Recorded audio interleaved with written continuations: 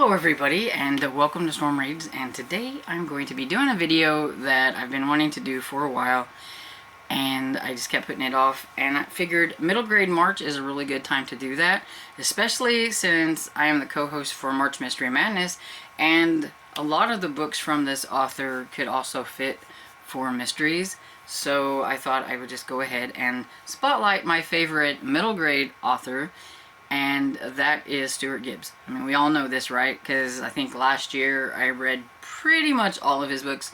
I had started on Spy School like the year before, but I'm pretty sure it was last year when I just like ran through pretty much everything.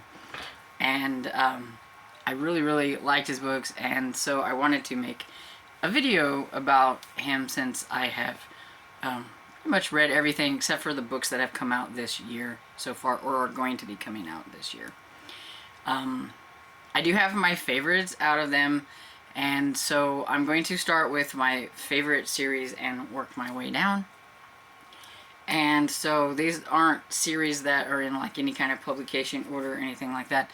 I'm just doing my my rating from my favorites to the bottom favorites, because I've enjoyed them all. There's not like, there are ones that, you know, I like more than others, but at the same time I've still enjoyed them enough, so I can't say that there's like really a least favorite. So it's kind of like favorites to, you know, less favorites. But not least, but less favorites. And so that would be Fun Jungle. And I have like a nice little graphic of each of them that has like pretty pictures of all of them. And I will show you the picture like really big so that you can see them. And then I will put like it really small over here. I don't have this. I really want to collect all of his books. I only have a few, so I'm going to show you like the ones that I have while I talk about like the series. And so Fun Jungle is my favorite series, and this is the first one, Belly Up. And I also have Pandemonium, thanks to my good friend Sherry, who sent this to me. Thank you. And so these are the two out of this series that I have so far.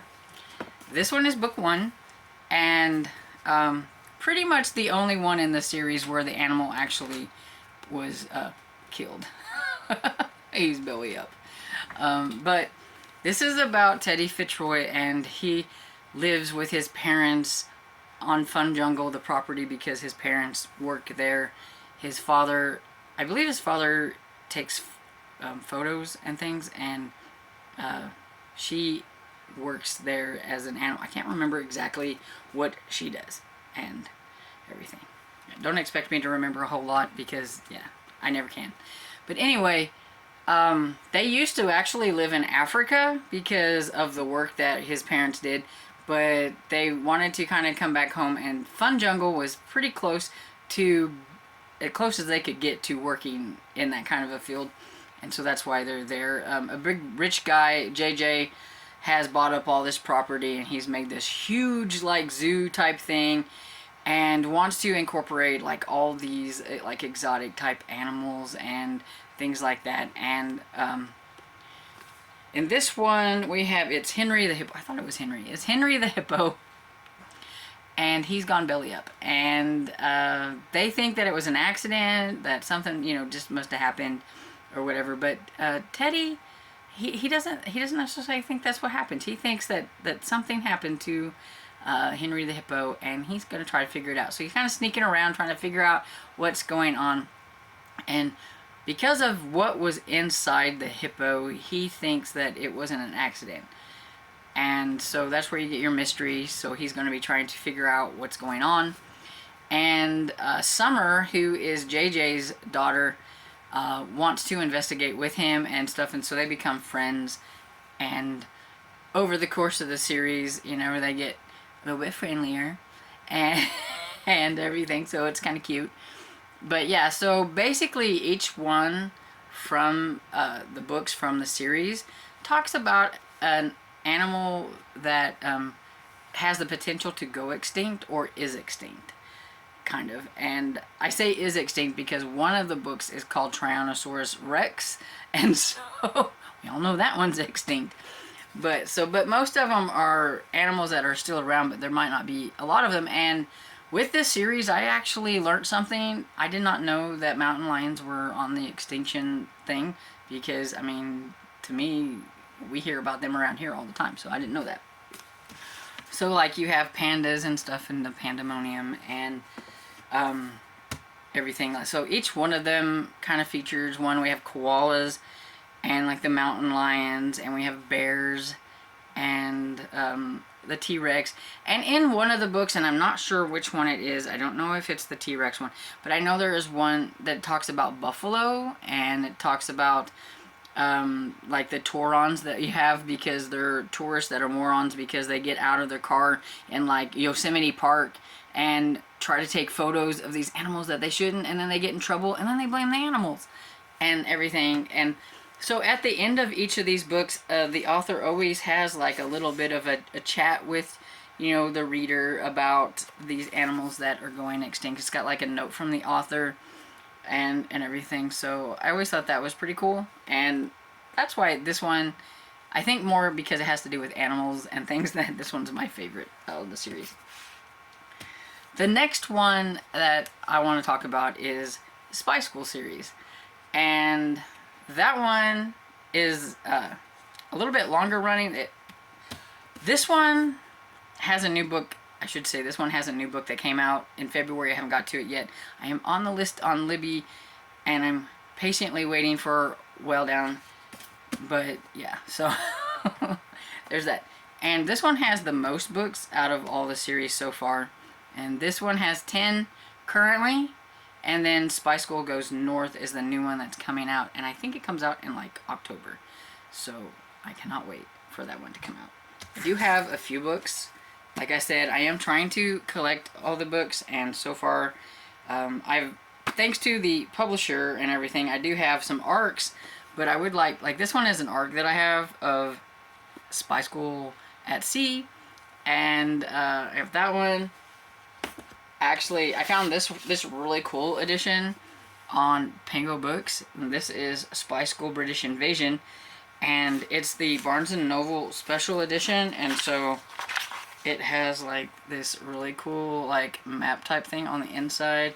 It's very pretty and everything. It's got really cool like in pages and stuff. So I was excited to find this one, and it was fairly cheap, so I was like, yay! That's what I like about Pango Books. You can usually find stuff very cheap on there, and I am a bargain hunter. So we have this one, and then this is the latest one, besides the one that's coming out this year. This is Spy School Project X, which, thanks to Simon & Schuster, I got this one last year. I got a finished copy, which was exciting. And it's got cool, like the cool end pages too. So look at that, it's got pretty end pages. Never really actually looked at it. Let's see. Well, it's kind of pretty. Just doesn't have the cool like Barnes & Noble stuff, but it's still pretty. And I am happy to have it. And so one of these days I will have all of these books for my collection. It's a little fuzzy. But anyway, that's the ones that I have from Spy School. And, well, here, we'll hold up one. And pretty much, Spy School is about Ben, who he's a little bit of a geek, and he likes to play video games and things like that, and he likes to try to figure out puzzles, and he's very good with math and all that stuff. And because of this, it gets him in a little bit of trouble, because he's been recruited by the CIA to go to Spy School, and pretty much in the first one, he's only been invited because of his math skills, and they want a mole. They need a mole to, like, you know, get kind of get the bad guy to flush him out or whatever. And so Ben has absolutely no idea. He thought he was going to like a science school, like a math and science school, and he ends up, you know, all of a sudden somebody's trying to kill him, and but he ends up surviving, so they can't let him go back to regular school, so he ends up going through the spy school, which he ends up being fairly decent at it with the help of his friends, especially, I think it's Erica. I don't know if it says. You'll have, yeah, Erica Hill. Erica Hale comes from a long line of spies all the way back to like Nathan Hale and everything. So like, yeah, but her father, not so good. Most of the spies in her in her family are really good, but her father, not so much. He's a little bit like an get smart character, and he does things on accident and it comes out good, and he thinks he's good at what he does, but most of the time somebody is saving his butt, and a lot of times it's his own daughter. So yeah, so I always thought that was kind of fun that they, at least they have one, you know, and her father's not very good at it, but Erica's very, very good at it, and she helps. And they're just, each one of these, they're always trying to get the bad guy. There's a spy network called, oh, I should have looked this up, Spider. And they are always, you know, after Ben, especially since he thwarted his plans. You find out who the bad guy is, like in the first one, and I won't say anything so you can figure it out for yourself if you read it. But that person is in several of these, trying to bring down Ben and the people that are around him, and he's always getting thwarted, and it makes him mad and his associates mad and all these things, and you've just got all this. It's just like, it's just a lot of chaotic fun, and bad things are always happening to Ben, but he always comes out good in the end. What I liked about this one, and this one's probably my favorite one out of the series, and this is the 10th one, and I really thought it showed a lot of really good character growth within the characters, because Ben has like a target on his back, and he has assassins after him in this one. Somebody is paying for him to die, and his friends really got to rally around him and get him out of hot water. And so, yeah, I thought that it was really good to see how well they work together. They've been together going through this spy school, and you know, you've got to learn how to trust your co-workers in this field a little bit, you know, but at the same time, you know, I mean, you're spies, but you've got to learn to, you know, to trust them, and to know that they're going to have your back whenever stuff gets, you know, going. And I really thought it showed up a lot in this one. And I'm glad that this wasn't the last one. I always worry when we get to like 10, is it going to be all? But no, there's Spy School Goes North is coming out, and so I can't wait. And speaking of Spy School, if you don't like to read, you can do it this way. This is Spy School graphic novel.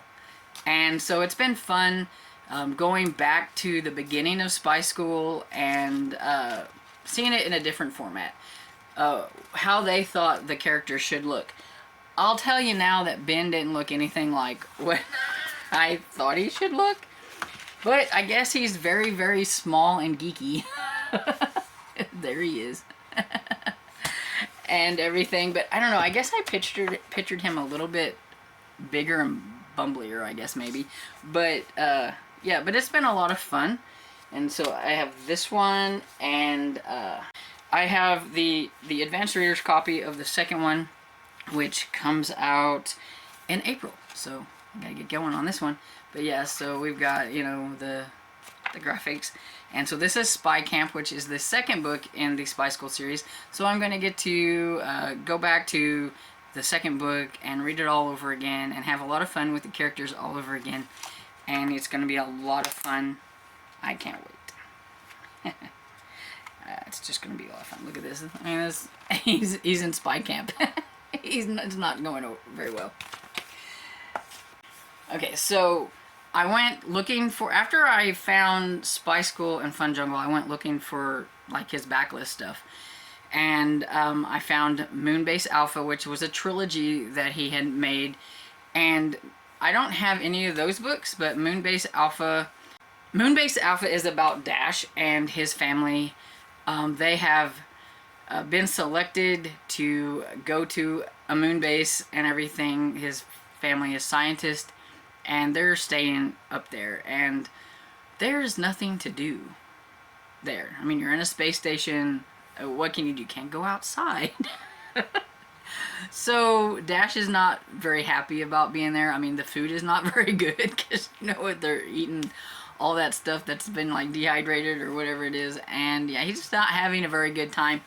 I can definitely tell that this series is definitely for boys because there's a lot of talk about going to the bathroom in space and how things happen and everything that I'm sure like little boys would probably think was fun and everything. But it too is also a mystery. It has in the first one, I think one of the doctors or something, but somebody is killed and they not sure who it is, and I mean it can only be so many people because you're on this space station with all these people, so you got all these suspects, but it's a limited amount of suspects too, and some people thought it was an accident or think something, but Dash is pretty sure because he overheard some things, and so he's pretty sure that that's not what happened. And so yeah, there is a mystery in all three of these. So it goes from him being on there, and in Waste of Space, which is the last one, it's a race against time to find out what happened to somebody before they leave like the space station because they're going to be going home. And so that one was kind of fun. But yeah, I liked all three of those. I thought they were fun. I think it would have been fun if it would have went on past the three, but just having the three was okay. And then the next one that is my favorite would probably be, let's see,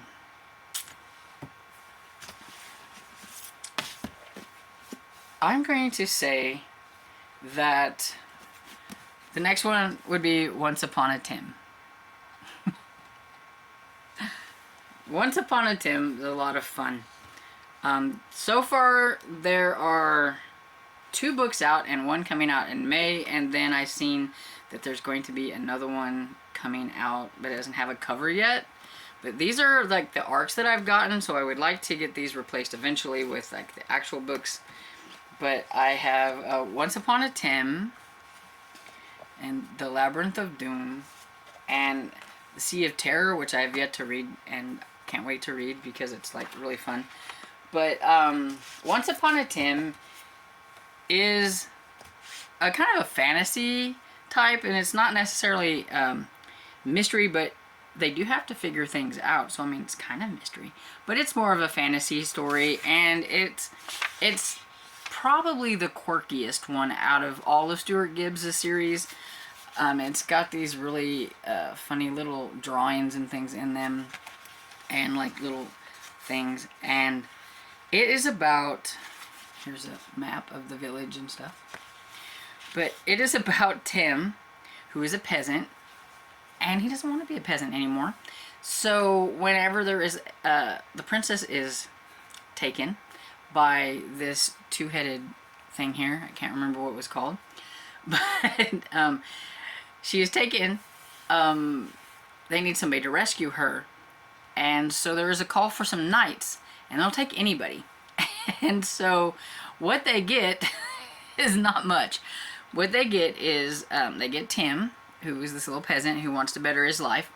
You have his friend here, and I can't remember what her name is. Like, it starts with a B, Bertha or something. But anyway, it's a girl who wants to better her life too, and so she pretends to be a boy so that she can be a knight. And then on accident, you have the village idiot, is kind of what he's called, like the fool. He's got like this thing on top of his head, and he just happened to be in the wrong place at the wrong time, and they decide that he was there to be a knight too, so he gets to go into like train and go after and do the quest and everything. And of course you have the prince and the magician or whatever that are supposed to be going with them, because of course, you know, the prince has to do the rescuing and everything. So it's a fun adventure, and they get into all kinds of trouble and miraculously get themselves out of the trouble, and you know, the princess and all that stuff, and it's just fun. And so in the Labyrinth of Doom, they are supposed to be knights in training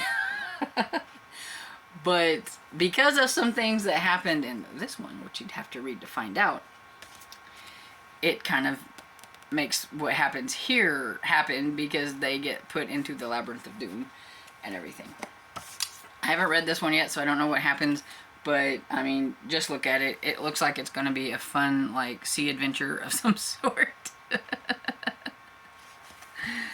I don't know what's going to happen, but I can't wait to read it. It looks fun. And then we have Charlie Thorne series. She is a 12-year-old, I believe, 11 or 12, thief. I think she's a 12-year-old thief. She's very smart, like Einstein smart type thing. She's super, super smart. She can look at numbers, figure them out, do all that stuff. And I would say Charlie Thorne series is kind of like a kid Indiana Jones. And the only one out of this series I have is the latest one, because I was sent this one by the publisher too. And this is Charlie Thorne and the Curse of Cleopatra. But all of them, like The Last Equation, Lost City, The Curse of Cleopatra, it's all about Charlie and the adventure she's on trying to find these certain things that they're like lost treasures, I guess. And The Last Equation, it had to do with Albert Einstein. In the Lost City, it has to do with Darwin. And then, of course, the Curse of Cleopatra has to do with Cleopatra. There's bad guys after her. There are good guys after her. The good guy is her brother. And so she has an older brother who is in, I think it's the CIA or something like that. And he's been trying to chase after her. He knows what she's done. In the first one, you find out that Charlie, the reason she's a thief is because she stole like $40 million from a company who stole her idea. So she figured that if they're going to steal her idea, she could, take the money. So that's what she done, because she's very smart and can hack and do all that stuff, and she took the money. So she is wanted by the authorities, and but she also is the only one that can do some of these things. And I can't say anything more than that because you find out about like that reason in like the first one. But yeah, if you like an adventure type story, I'm not really quite sure. I'm really cool when the main character is a kid who is a thief. But overall, if you like the Indiana Jones type feel to a book, the adventures, the trying to solve the puzzles, the mysteries, and things like that, then you would like these, because she has to use her mind with the clues and try to figure out like where her next destination is. Sort of like, I'm guessing like the Dan Brown books, kind of. You know how one leads you to another place and it kind of puts you around.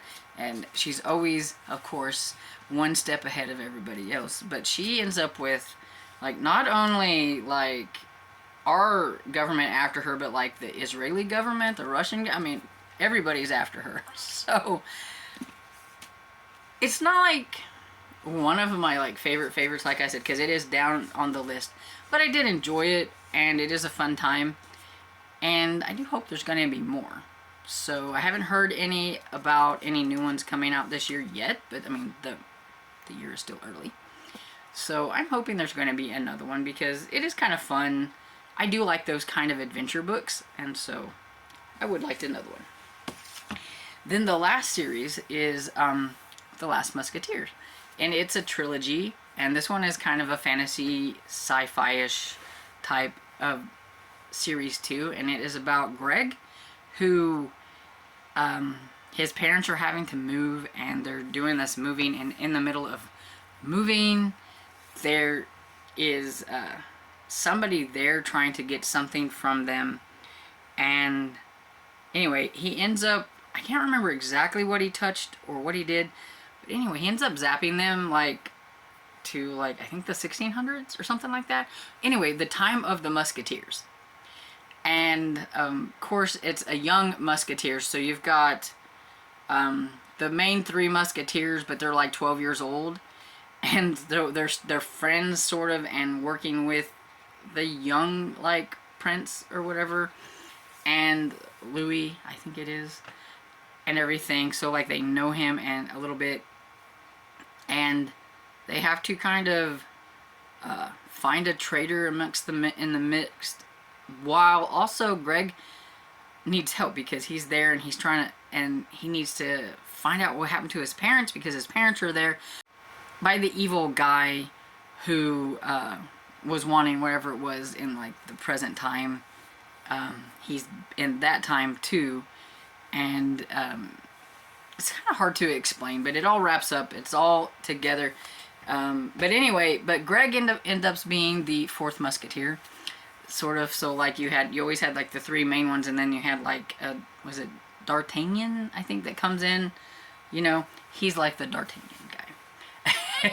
And he has to learn how to sword fight. He has to learn how to do this because he has to learn really quickly how to, you know, defend himself in that time period, and try to stay away from the one bad guy that he knows about, and try to figure out how it all comes together and how he can get them back to present day.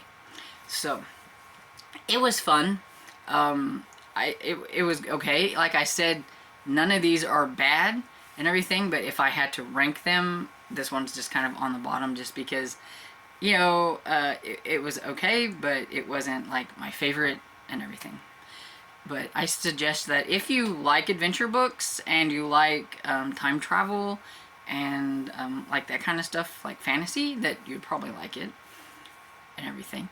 But yeah, that's all of the Stuart Gibbs series. I've even read a short story of his that was in a series like a Super Puzzle-tastic or whatever. I mean, I was trying to read, like, it was a fun jungle in it.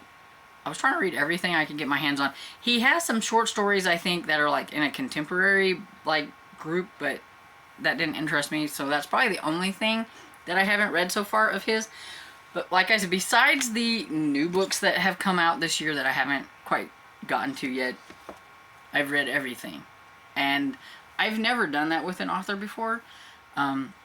It's made me think a lot about doing an author appreciation April, where I go back and I find like these, I really like these authors, so why haven't I tried like their backlist books? Because I had a lot of fun trying Stuart Gibbs' backlist books, all of his books. They were a lot of fun. So yeah, it's made me think about doing that with a lot of other authors.